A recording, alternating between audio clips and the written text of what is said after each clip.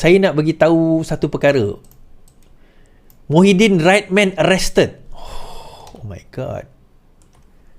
Okay, saya baca tentang finance Twitter ni kan. Okay, saya baca financetwitter.com ni. Ini saya ambil daripada berita financetwitter.com. Jangan salahkan saya sebab ini berita saja. Muhyiddin's right man arrested. How the XPM solicited 4.5 billion bribes in 92.5 billion COVID-19 stimulus scandal. Orang kanan Muhyiddin Yassin ditahan. Bagaimana bekas Perdana Menteri solicited apa perkataan solicited bahasa Melayu? Bukan membantu lah, tapi ialah macam menyeleweng bukan, tapi solicited lah. 4.5 bilion rasuah daripada jumlah 92.5 bilion stimulus skandal COVID-19. 4.5 bilion daripada 92 bilion. Saya tak akan baca detail ini, tuan-tuan boleh Google sendiri. Tapi menurut dakwaan tersebut ialah dia mengatakan all the answers can be found after the MACC Commission arrested a chief executive officer of a private company on Thursday night. Semua ini akan terjawab apabila setelah MACC SPRM menahan seorang CEO daripada sebuah syarikat swasta pada Khamis lepas. Lelaki berusia 42 tahun itu ditahan sebagai orang tengah yang jadi broker kepada projek kerajaan yang melibatkan pakej stimulus COVID-19 bernilai 92.5 bilion ringgit yang ditukarkan kepada bribes ataupun rasuah. Suspek yang dinamakan itu adalah Adam Radlan Ahmad Muhammad yang juga dikatakan orang kanan Muhyiddin Yassin, bekas CEO Maju Aset Sdn Bhd. Adam ialah seorang ketua bahagian division leader of Muhyiddin Political Party Bersatu. Dia juga seorang ketua bahagian Bersatu. Yang menariknya, Adam ni juga adalah sepupu kepada menantu Muhyiddin Yassin, iaitu Muhammad Adlan Berhan, yang juga dikatakan terlibat dengan beberapa skandal. Dikatakan Adlan berkahwin dengan anak Muhyiddin, Nabilah, yang juga pemegang saham Agatiswa Jas Sdn Bhd, syarikat yang terlibat dengan skandal 1.2 bilion National Integrated Immigration System NIIS konsesi NIIS. NIIS adalah sebuah projek yang diwujudkan oleh Muhyiddin di bawah kerajaan Pakatan Harapan sewaktu memerintah dahulu.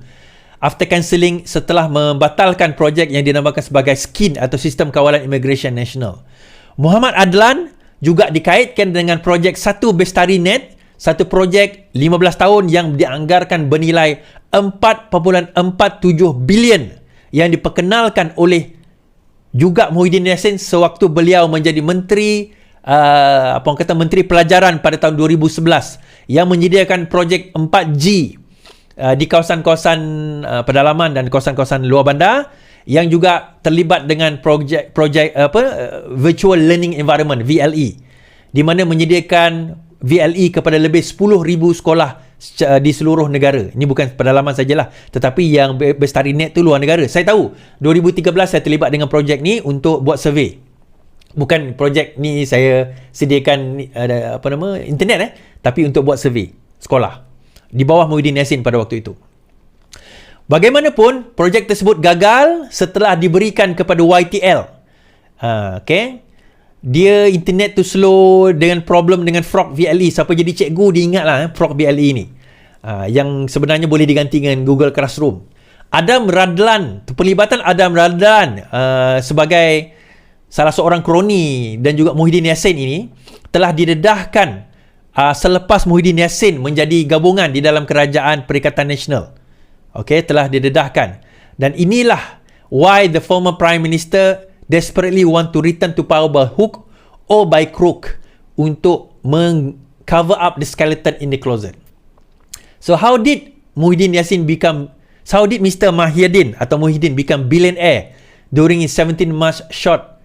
17 bulan tu macam mana jadi billionaire dalam masa jadi Perdana Menteri itu? Dia melihat bagaimana cara untuk nak membuat ni. Saya translate daripada bahasa Inggeris, tuan-tuan. So You bear with me Kalau saya cakap bahasa Inggeris nanti ramai tak faham. From the beginning, he saw the golden opportunity to make tons of money from the COVID pandemic. Dia pada awalnya dah melihat peluang bagaimana nak membuat duit daripada pandemik COVID ni. Tidak seperti Najib Razak. Dia tak perlu projek complicated macam 1MDB. Dia cuma perlu macam mana nak rule dengan absolute power di bawah emergency ordinance atau darurat. Dia sendiri yang kata bahawa pada April 2021 yang Perikatan Nasional yang telah orang kata menyediakan 600 bilion stimulus package pada waktu itu, dia kata masa itu kan. Sebenarnya dan dia menggunakan dana, menggunakan bajet di bawah dipanggil sebagai darurat, akta darurat.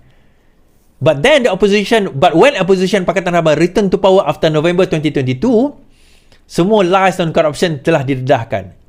Okay, tuan-tuan, newly crowned PM Anwar revealed at media conference last year that the finance has informed that there had been several breaches involving the COVID-19 fund. Okay, saya nak jawab beberapa soalan.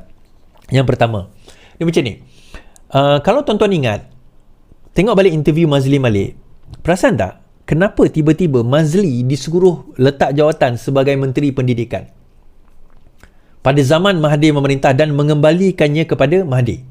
Siapa ingat Mazli tiba-tiba kena letak jawatan. Sebenarnya dikatakan again, ada perancangan itu bahawa terdapat berkaitan antara lain dengan One Bestarinet, di mana Mazli tak setuju pada waktu itu. Ada benda yang dia nak, dia ingat dia orang boleh kongkong Mazli lah, dia orang boleh kontrol Mazli. But at the end of the day, dia orang gagal nak kontrol. And ada cubaan sebenarnya nak kenakan Mazli, kaitkan Mazli, tetapi tak berjaya. Perkara untuk kaitkan Mazli tapi tak berjaya. Bukan Mazli buat salah pada waktu itu, tetapi somehow circumstances itu akan menjadikan dia macam kena frame lah. Mazli boleh kena frame. It all falls into its places sekarang ini. Semua je dah nampak jelas.